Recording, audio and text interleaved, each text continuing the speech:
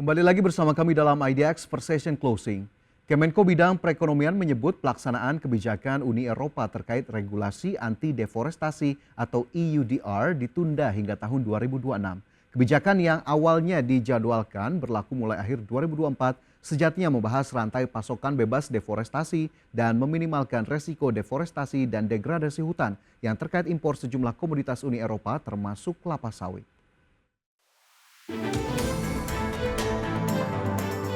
Pelaksanaan kebijakan Uni Eropa terkait regulasi anti deforestasi atau EUDR disebut oleh pemerintah Indonesia ditunda hingga tahun 2026, di mana sebelumnya EUDR dijadwalkan mulai berlaku pada akhir Desember 2024.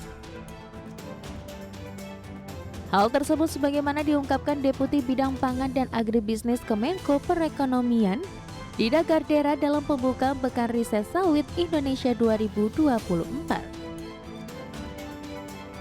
Terkait kebijakan EUDR, Kemenko Bidang Perekonomian menyebut kebijakan tersebut merugikan Indonesia karena menggunakan data yang tidak relevan seperti peta kondisi hutan Indonesia tahun 2020 yang dibuat berdasarkan versi Uni Eropa. Selain itu, pemerintah Indonesia juga memastikan telah menerapkan ISPO yang dimulai semenjak tahun 2011. Upaya kita menentang EUDR sepertinya akan memberikan hasil, mudah-mudahan akan terlaksana penundaan selama 1 tahun. Ada beberapa hal, ini perlu saya sampaikan juga supaya kita paham. Jadi yang digunakan dalam EUDR itu salah satunya menggunakan peta yang dikreasi oleh mereka sendiri gitu ya. Dan di peta itu tergambar kondisi hutan tahun 2020, itu sangat hijau semua itu. Seharusnya dengan peta itu kita udah dapat apresiasi dong, berarti kita sudah dapat melakukan reforestasi ya. Kebijakan EUDR yang semula dijadwalkan akan dimulai akhir 2024 batal terlaksana. Aturan ini sejatinya membahas rantai pasokan bebas deforestasi, meningkatkan transparansi rantai pasokan, dan meminimalkan resiko deforestasi dan degradasi hutan yang terkait impor sejumlah komoditas Uni Eropa termasuk di dalamnya komoditas kelapa sawit.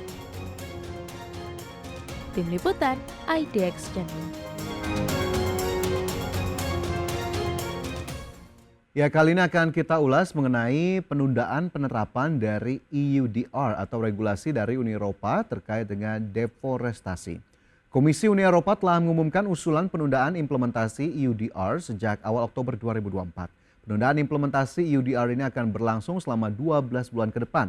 Artinya, regulasi yang seharusnya diterapkan pada 30 Desember 2024 diundur menjadi 30 Desember 2025 khusus perusahaan besar dan pada 30 Juni 2026 bagi usaha mikro dan kecil.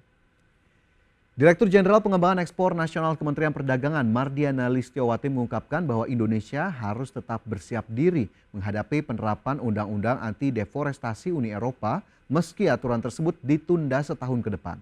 Selama masa penundaan ini, ia menyarankan agar Indonesia melakukan penyesuaian dan bernegosiasi. Menurut Mardiana, Indonesia bukan menolak penerapan kebijakan tersebut, namun baginya EUDR tetap saja bersifat diskriminatif terhadap negara berkembang. Sementara itu, untuk membenahi ekosistem kelapa sawit nasional, ia menyebutkan bahwa pemerintah Indonesia telah membangun dashboard nasional. Selain itu juga Indonesia telah mempersiapkan diri untuk menjalankan Green Campaign kelapa sawit.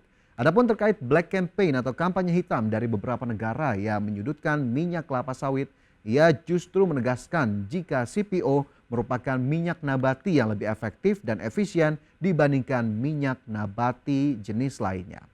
Ya, senada dengan yang disampaikan Kementerian Perdagangan, pemirsa, Presiden Asian Society of Agriculture Economists juga meminta Indonesia memperkuat diplomasi di tengah penundaan kebijakan EUDR. Seperti apa langkah diplomasi yang dimaksud? Berikut kita simak informasinya. Presiden ASEAN Society of Agricultural Economists Profesor Bustano Arifin mengatakan penundaan EUDR memang memberikan sedikit nafas bagi Indonesia, namun bukan berarti itu menjadi akhir dari persoalan. Di tengah penundaan penerapan kebijakan EUDR, ia menyebut diplomasi Indonesia harus diperkuat, harus bekerja keras untuk mencari titik temu, terutama dengan adanya Joint Task Force yang sudah dibentuk. Upaya tersebut diperlukan untuk menentukan langkah yang perlu dilakukan pasca penundaan kebijakan EUDR oleh Uni Eropa. Memang EUDR ditunda, tapi ditunda kan belum tentu selesai persoalan toh. Ini masih sekedar memberi nafas bagi kita pelaku industri baik yang besar maupun yang kecil, baik yang Apkasindo maupun yang besar namanya Gapki, Bung Fajar ya. Itu juga harus bekerja keras juga mencari titik temu daripada bilang tidak sama sekali ya. Nah, setahu saya kita langsung menukik ke situ, Ya. ada Joint Task Force, ada tim kerja bersama yang merinci kira-kira setelah ditunda ini akan seperti apa gitu Bung Fajar. Dan sepertinya PR di situ saya sambungkan dengan PR yang tadi di produktivitas itu gitu. Sebagaimana diketahui pada 12 September 2024 di Brussels, pertemuan ad hoc Joint Task Force telah berlangsung membahas regulasi anti deforestasi Uni Eropa. Penyelenggaraan pertemuan ini difasilitasi oleh Dewan Negara-Negara Penghasil Minyak Sawit di pihak Indonesia dan Malaysia.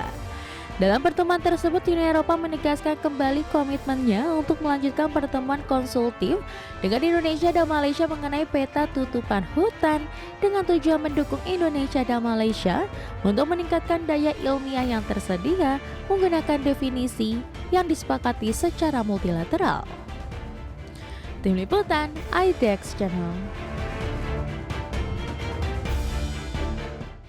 Pemerintah Indonesia mendesak adanya revisi kebijakan regulasi anti deforestasi Uni Eropa atau EUDR. Regulasi ini menimbulkan banyak kekhawatiran dan pertentangan dari berbagai negara karena proses pembahasannya yang dinilai tidak melibatkan negara penghasil komoditas yang diatur dalam ketentuan EUDR seperti kayu, sawit, kopi, kakao, kedelai, karet, dan juga produk-produk lainnya. Indonesia sejak tahun lalu telah meminta agar implementasi kebijakan EUDR dibahas bersama hingga akhirnya dibentuk Joint Task Force yang melibatkan Indonesia, Uni Eropa, dan Malaysia. Menko Bidang Perekonomian Erlangga Hartarto menyebut Indonesia memiliki sejumlah kekhawatiran dengan regulasi tersebut. Salah satunya mengenai keinginan Uni Eropa agar Indonesia memberikan geolocation secara rinci. Padahal Indonesia telah mempunyai dashboard nasional untuk mengecek komoditas yang juga bisa diakses oleh Uni Eropa. Indonesia juga mengkhawatirkan Uni Eropa yang seolah berperan sebagai lembaga pemeringkat, padahal peran itu telah dijalankan oleh lembaga-lembaga lain yang memang bergerak di bidang pemeringkatan. Isu lain yang juga dikhawatirkan adalah soal standarisasi. Erlangga Hartarto mengatakan Indonesia telah memiliki standar keberlanjutan yang disebut Indonesia Sustainable Palm Oil atau ISPO. Kemudian juga Malaysia sudah memiliki Malaysian Sustainable Palm Oil atau MSPO, dan Eropa juga memiliki standarisasi yakni Roundtable on Sustainable Palm Oil atau RSPO. Namun EUDR tidak mau mengakui standar lain. Sementara itu pemirsa, dari kalangan petani sawit ini menyebut kebijakan EUDR belum mengakomodir kepentingan petani sawit. Dan untuk mengetahui lebih jelas terkait dengan hal tersebut pemirsa, berikut kita simak informasinya. Asosiasi Petani Kelapa Sawit Indonesia atau Apkasindo menilai penundaan implementasi Undang-Undang Anti Deforestasi Uni Eropa atau EUDR bukanlah solusi tepat jika tidak dibarengi bantuan langsung terhadap petani sawit yang merupakan pihak paling terdampak jika kebijakan EUDR diterapkan. Hal tersebut dikarenakan 41% kebun sawit Indonesia atau sekitar 6,87 juta hektar dikelola petani. Kami petani sawit, penundaan itu bukan merupakan resolusi yang paling tepat tanpa diiringi dengan persiapan kami petani sawit. Karena yang paling terdampak akibat daripada EUDR ini tentu petani, dan kami sudah mengirim surat kepada Parlemen Uni Eropa melalui ke kantor EUDR bahwa kami memahami maksud mereka, tetapi tidak dengan cara seperti ini. Petani sawit di Indonesia, bahkan di 7 negara lainnya juga berhak untuk dilindungi oleh dunia dengan cara mendampingi sampai dia menuju apa yang disebut dengan kriteria kesetaraan daripada EUDR. Jadi tidak bisa dia menunda tetapi tidak memberikan resolusi percepatan kepada petani sawit. Itu bukan rahasia. Petani sawit itu paling babak belur ketika itu dipastikan menjadi teman-teman. Apkasindo menegaskan bahwa petani sawit adalah pihak yang paling terdampak jika EUDR diterapkan. Dengan kondisi itu, Apkasindo meminta pihak Uni Eropa agar turun langsung untuk melakukan pembinaan terhadap petani agar bisa memenuhi aturan EUDR. Ketua Umum Apkasindo menyatakan bahwa petani sawit berhak dilindungi dunia dengan cara pendampingan agar petani bisa mendekati seperti yang disyaratkan kebijakan anti deforestasi Uni Eropa. Tim Liputan IDX Channel.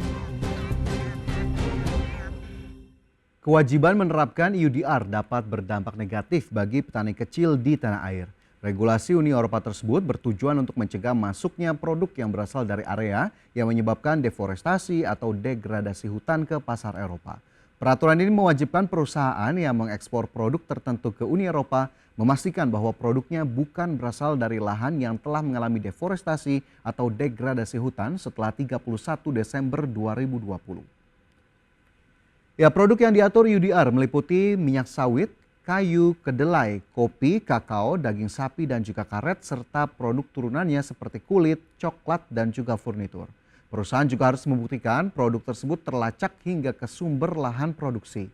Meskipun kebijakan ini memiliki niat yang baik untuk mengatasi degradasi lingkungan dan juga perubahan iklim, efektivitasnya dalam menghentikan deforestasi di wilayah tropis akan terbatas dan justru akan merugikan petani kecil di Indonesia.